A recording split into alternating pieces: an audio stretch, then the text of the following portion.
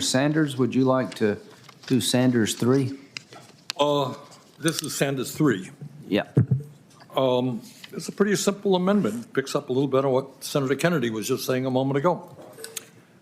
What this amendment does is establishes a deficit-neutral reserve fund, acknowledging that the global crisis of climate change is an existential threat facing the planet, which is driven by the burning of fossil fuels, and that addressing this existential threat requires the substantial reduction of carbon emissions. That's about it. I happen to believe that given all of the extraordinary extreme weather disturbances we're seeing in the United States and around the world, seeing the increase in drought and in flooding, etc., given the reality that the scientific community is almost 100% in agreement that climate change is real, and that if we do not get a handle on it, it will only get worse. Hey, guys, what we're talking about here, I know it sounds like politics. This is real stuff. If we don't cut carbon emissions, the planet we're leaving our kids and future generations is going to become increasingly uninhabitable and unhealthy. So all I'm asking you here is to acknowledge the reality of climate change, the need for a deficit-neutral reserve fund to help us reduce carbon emissions. About it. Nothing more complicated than that. Senator Lee. My friend and colleague, and he is both, has introduced an amendment that I must oppose. I oppose it obviously in my individual capacity, but also as chairman of the Energy and Natural Resources Committee. Given that it created a deficit-neutral reserve fund related to acknowledging the so-called existential threat of climate change.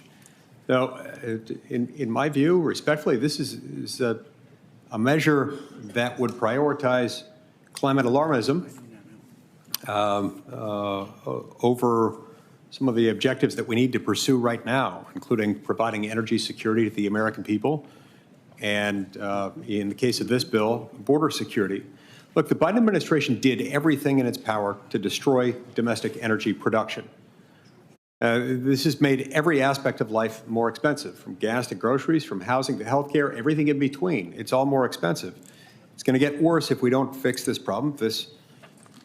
This amendment seeks to continue those same policies, and the American people deserve better. I oppose them and urge my colleagues to do the same. Brief, Mr. Chairman, just a very brief response. Absolutely. Let me just ask my friend, Senator Lee, and he's a friend. We've worked together on some issues. You use the word climate alarmism. The 10 last years are the warmest years ever recorded.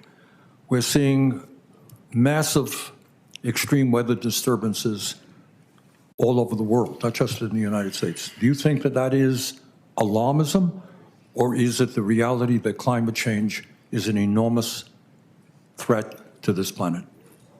I think acknowledging weather conditions and temperature conditions around the world can tell us things. I don't think that throwing hundreds of billions of dollars at a problem with an eye toward ultimately spending tens of trillions of dollars on a problem, one that's going to impoverish the American people, impoverish people throughout the world, unduly enrich other nations, including countries like China that are generating more greenhouse gases every day, show no signs of slowing, and are known to, cheat on international commitments regarding emissions and things like that. I think that's climate alarmism, and I think the American people have suffered as a result of this.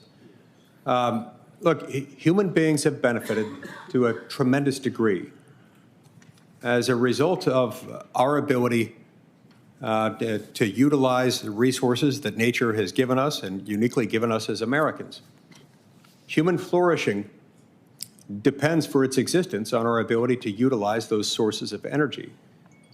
And we're kidding ourselves if we think that we're better off depriving ourselves of using those things and relying instead on sources of energy that are at once unproven, unaffordable, and in any event, none of the proposals that we've talked about have been shown mathematically with any degree of certainty, any degree of confidence that they're going to make a meaningful dent in global temperatures anyway.